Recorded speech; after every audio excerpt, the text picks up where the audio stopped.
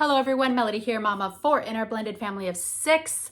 Welcome to Homeschool Happy Hour. And if you are new to homeschooling, have been homeschooling for a few years, or are a veteran homeschooler that has got this ball rolling, this video is for you.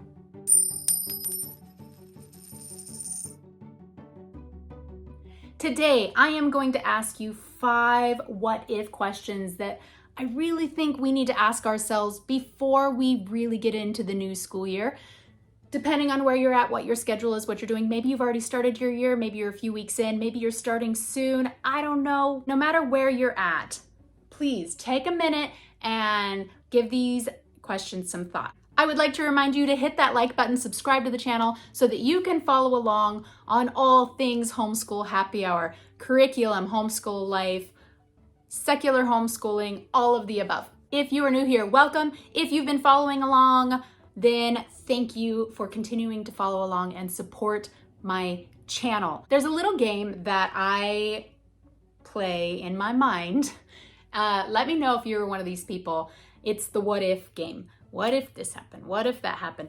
This can be a double-edged sword, right? So sometimes it really helps me think outside the box. Sometimes it causes some anxiety and has me overthinking and overreacting.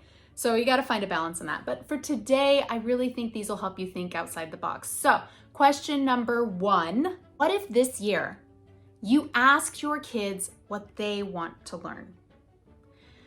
Now, I might get some mixed opinions on this one. You might be saying, well, my kid's not mature enough to know what they want to learn, or my kid won't choose all the things. I'm not suggesting that we let the kids rule the roost. They don't rule the roost in my house. Parents are parents, children are children, but their opinions matter. And if you want them to invest in their own education, asking them what they want and then incorporating those things into their education is a winning recipe. When my oldest homeschooler was first grade, I'd asked her, what are you interested in learning next year? And I expected to get some kind of first grade answer, like, I want to learn more about my favorite cartoon character, I want to learn more about Disney movies, or I want to learn more about dinosaurs. And if she had given me those answers, I was prepared to make those fun things that we can learn from. You absolutely can do it. She surprised me and said she wanted to learn how to write cursive.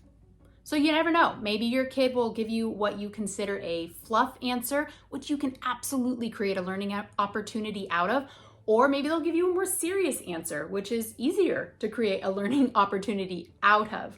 Either way, ask them what they want to do. Their answers may surprise you. Number 2, what if you and your children and your family rested when you needed to rest? What if you were not beholden to the schedule or the routine that you have?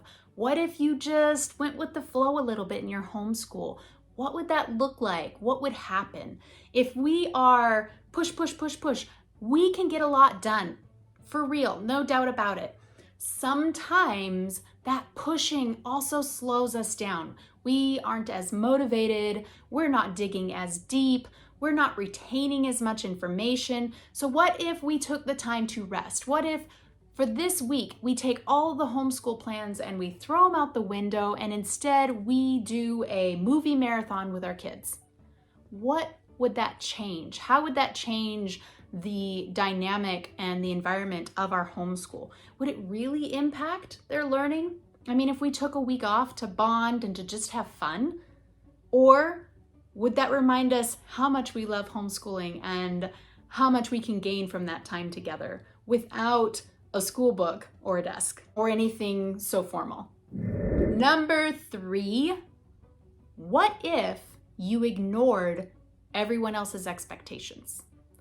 Now, maybe you're doing this already, and maybe you are outwardly saying that, but what if you'd ignored it in here? What if you take other people's expectations and you just boxed them up and set them aside and got rid of them? How would that change your homeschool environment, the environment in your own mind and your approach to what you're doing? Are there expectations that you feel are weighing on you that are impacting the way you do things? If not, kudos to you. You're way ahead of me because I am always thinking about how is this going to be perceived, or what's going to be said about this? And I know it's a bad habit and I need to not do that, and I try not to let my decisions be impacted by that. But if you're like a normal person, you are impacted by that. And I'm asking you to take a second and ask yourself, what would I change? What would I do differently if I set those aside? A little bit harder to do, and probably even more important, is number 4.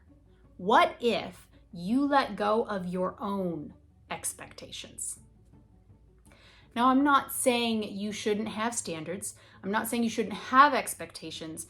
I have very high expectations of myself and of my children, and I often find that I need to bring a reality check to that. My children are their own unique, individual, amazing people, and the expectations that I have, maybe I can use them in advisement, but they don't really have to determine every single little thing. I can go back to my other question and ask my kid, what do they want to learn? And route that into, what are your expectations for yourself? What is it that you are hoping to gain from this school year? And really lean into that. Lean into some intrinsic motivation with your kids. If you can let go of everyone else's expectations and you can acknowledge and set aside your own expectations, what would your homeschool look like? Would it change? Would it be the same? How can you improve your homeschool for yourself and your children? Last question, and this is a big one. I ask myself this question often, and it does significantly impact my approach. And that is question number 5. What if this was your last year homeschooling? What if next year your child had to go to public school for one reason or another, and this year was going to have the biggest impact on their memories of their homeschooling experience? What would you want them to remember the most? What would you want them to have gained from this year? What could you have done differently in order to make this the most positive experience possible? It's a big question, and I think that it's important for us to get outside of the academics. What am I going to do? What's my structure going to be? What's my routine going to be? And ask yourself, what is this going to look like when I look back a year from now? Is this going to be something that I and my family and my children are happy that we have done? Is this something that at the end of the year they're going to say, yes, I can't wait to homeschool next year? Or is this something that they're going to start asking themselves, man, the public school kids have it better than me? Is that what I want to do?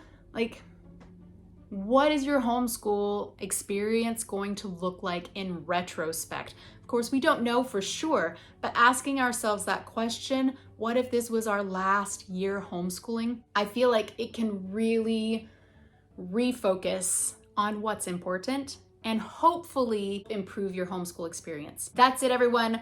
5 questions. I hope you take the time to answer these questions for yourself. Let me know if any of these questions help you to rethink and refocus so that you can have your best homeschool year ever. And if you have any other questions that you think we should ask ourselves, drop a comment and let's ask each other these questions, because it's important that we're always reevaluating and thinking about what we're doing so we can provide the best homeschooling experience possible for our entire family. That is all I have for you guys today, and I will catch you next time.